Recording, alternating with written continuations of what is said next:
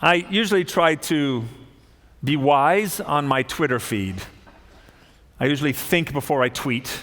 Like almost always I think before I tweet. I tweeted something this last week. I'm not sure I thought that much before I did it.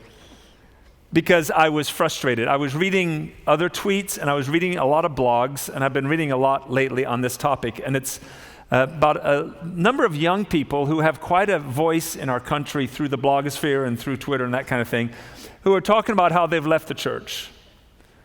And they're giving in their blogs all the reasons why the church just doesn't work for them anymore. And I was reading one after another, and I was getting more and more frustrated. And so I tweeted, are there any hip bloggers out there who have stayed in the church to try and help?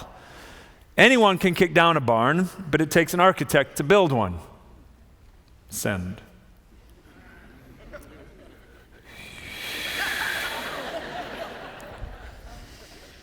I know you can delete those things. I chose not to because I wanted to share my frustration.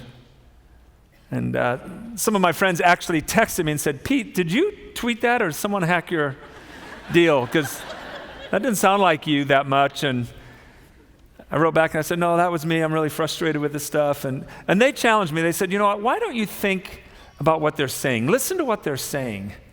Because if it's true that the church is kind of losing this generation, there might be some helpful stuff in there.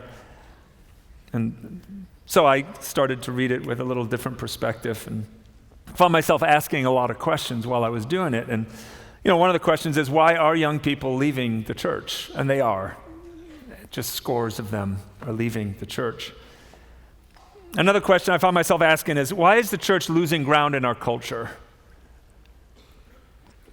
Why have we lost our voice in the culture? And friends, we've lost our voice in the culture. Why? Why is the church impotent to change culture? I mean, that's the idea.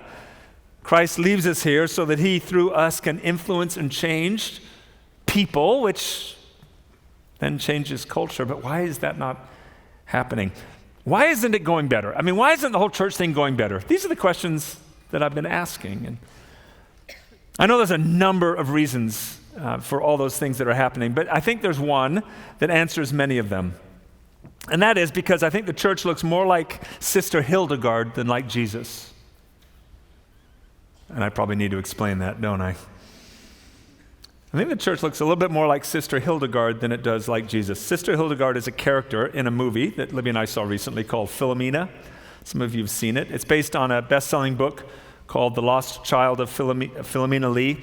And the story is that Philomena, when she was a teenage girl in Ireland, this is 65 years ago or so now, became pregnant out of wedlock. Her parents did what parents did in those days. They took her to the convent and dropped her off and told everyone she'd died. She was taken into the convent along with a number of other young women that found themselves pregnant. They gave birth to their children there, and then they were put to work in the laundry. And apparently there were laundries like this all over Ireland in those days. And it was basically slave labor for 4 years, paying off the kindness that the folks there had shown her. She would get to see her little boy 1 hour a day. And that, of course, was the best hour of the day. She couldn't wait to go and spend time with her little boy, Anthony. Every once in a while, a very fancy car would drive up to the convent. And all the young women would look at the windows with great fear. Because one of the children would be walked out, put in the car, and driven off, and the mother would never see them again. One day this happened with Anthony. Someone whispered, they're taking Anthony, and she ran to the window, and she could barely see, and she's watching as they take her little boy out, put him in a car, and drive away. It was awful to watch. She desperately tried to find him. They wouldn't give her any information. 50 years pass, and now we're in modern day, and this old woman wants to find her son. It's his 50th birthday. So she finds this reporter and says, help me find him. It's an amazing journey to try and find him. They eventually discover where he is in America, and when they find him, they discovered that he had died about 10 years earlier. And as she was discovering his story, she saw a home video of him, and she's getting to see her son grown for the first time. And she's seeing him doing all these fun things that he was doing. And then right at the end of the home video, all of a sudden she sees him there with Sister Hildegard at the convent near her home shortly before he died. And she found out that he had actually gone there to try and find her, and the nuns never told her. And then he died.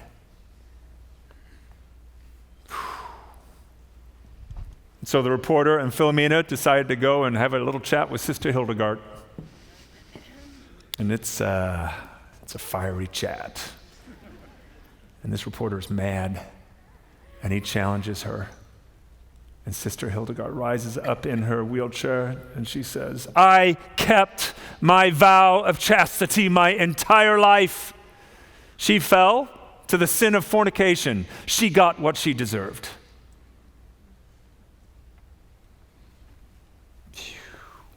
Now remember what I said a few minutes ago. I think part of the problem with the church today is that we look more like Sister Hildegard than we do like Jesus.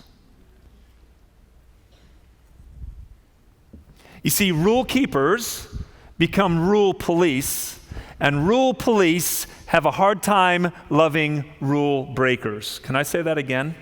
Rule keepers become rule police, and rule police have a hard time loving rule breakers. And here's the problem, friends. The Church of Jesus Christ has been called to love a world full of rule breakers. Maybe this is why we're missing it. I know what some of you are thinking. Some of you are thinking, well, we're not as bad as Sister Hildegard. Yeah, we can always find someone a little worse than us, can't we? But you know what? It's not a matter of degree. It's a matter of perspective. It's this perspective that I'm a rule keeper and I need to be a rule police, but that makes it hard for me to love rule breakers. We actually have our own rules. I sat down and wrote a few of them out this week. You want to hear some of them? Yeah. You guys could probably come up with a list too. These are fun. Tattoos are evil. There's one of our rules. Wearing a baseball hat in church is inappropriate. Don't drink, don't smoke, don't chew, and don't go with girls who do. You've heard that one, right? You either need to be a Republican, this part of the country, or a Democrat, Northeast or Northwest. Don't let your pants sag. We don't want to see your underwear. That's just kind of an unwritten rule in the church nowadays. Don't laugh at Ellen DeGeneres jokes. And if you do, don't tweet about it or you'll be in a lot of trouble. Don't question John Piper. Give at least 10%. Never read the Message. It's not a translation, it's a paraphrase. If you're going to read the Bible, which we encourage you to do, either read the NASB, the NIV, or 30 years ago, the King James, because if the King James was good enough for the Apostle Paul, it's good enough for me. Think about that.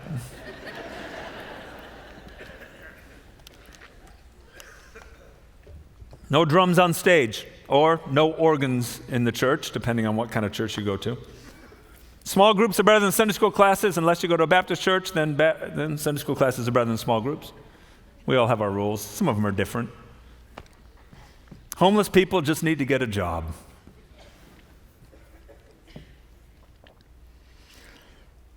Rule keepers become rule police, and rule police have a terribly difficult time loving rule breakers. And the problem is the church has been called to love rule breakers.